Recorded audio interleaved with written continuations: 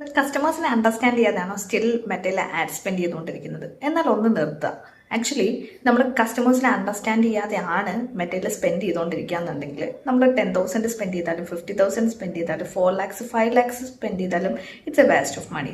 Actually നമ്മൾ ചെയ്യേണ്ട ഒരു കാര്യം എന്ന് വെച്ച് കഴിഞ്ഞാൽ 2026 നമ്മളൊരു മെറ്റാഡ്സ് റൺ ചെയ്യുന്ന സമയത്ത് നമ്മൾ ക്ലിയർലി അണ്ടർസ്റ്റാൻഡ് ചെയ്യേണ്ട ഹൂ ഈസ് ദ കസ്റ്റമർ എന്നുള്ളതാണ്. അപ്പോൾ കസ്റ്റമേഴ്സിൻ്റെ പേഴ്സൂണെ കൃത്യമായിട്ട് അണ്ടർസ്റ്റാൻഡ് ചെയ്തതിന് ശേഷം മാത്രമായിരിക്കണം നമ്മൾ ആഡ് സ്പെൻഡിനെ പറ്റി ആലോചിക്കാനായിട്ട്. അപ്പോൾ കസ്റ്റമേഴ്സ് ആരാണ്, അതുപോലെ തന്നെ ആ കസ്റ്റമേഴ്സിനെ സെർവ് ചെയ്യുന്നത് നമ്മൾ ജസ്റ്റ് ടാർഗറ്റിങ്ങിലൂടെ അല്ല. ഇന്നത്തെ ഒരു രീതി കുറച്ച് ഡിഫറെൻ്റ് ആണ്.